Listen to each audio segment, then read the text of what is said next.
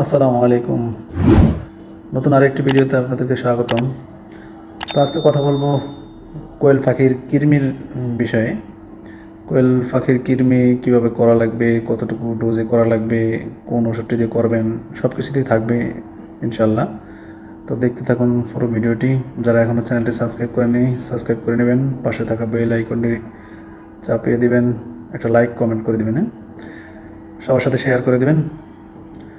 তো আপনারা দেখতেছেন এখন ভিডিওটি, আমার এখানে কোয়েল পাখির একটা খামার, সেটা জানেন আপনারা।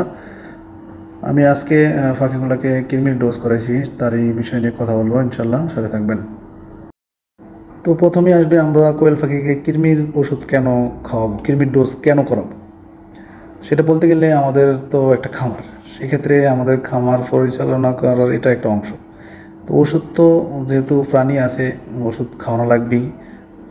কৃমিও এটা একটা কারণ, কৃমিরও ওষুধ খাওয়াতে হবে, কেননা কৃমি তো হবেই।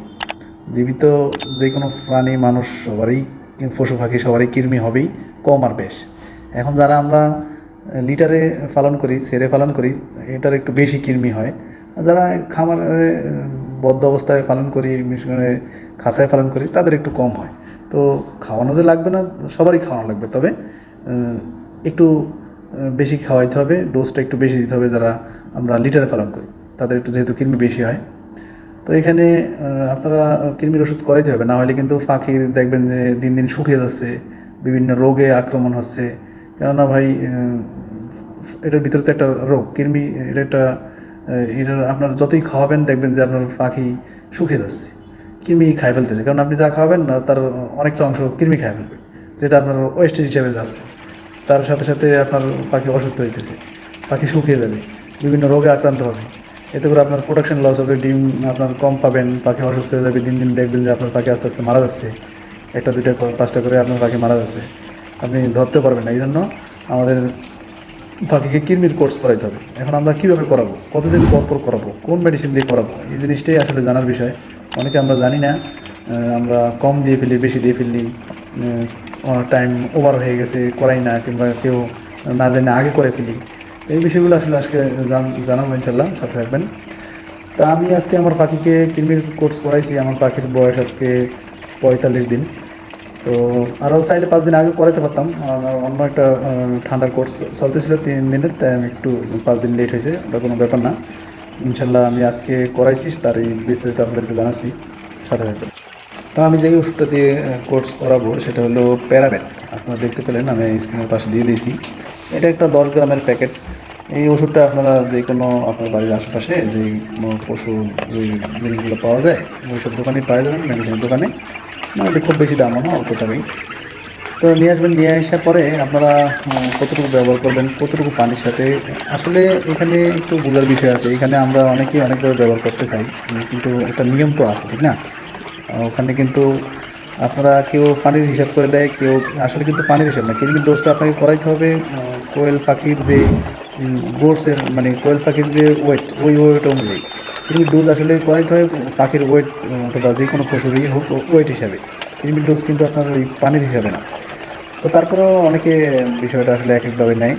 তা আমি যেটা করি সেটা হইলো, আমার এখানে যেহেতু 200 পাখি আছে, 200 না, এখন 170টা পাখি আছে। তো 170টা হিসাব করলে ওজন হিসাবে ধরতে গেলে আপনার প্রতি 1 গ্রাম ওষুধের জন্য আপনার 10 কেজি ওয়েটের পাখি লাগবে। তাহলে আপনার যেই কয়টায় 10 কেজি হবে, ধরেন আপনার অ্যাভারেজ 100 গ্রাম করে একটা পাখি, তাহলে 10টা হবে 1 কেজি, তাহলে 100টায় হবে 10 কেজি, তাহলে আপনারা 1 গ্রাম হিসাবে পায়। তাহলে আমার যেহেতু এখানে ধরেন 200-র কাছাকাছি, তাহলে ধরেন আমার এখানে 2 গ্রাম, মানে আরেকটু ইয়ে হয়।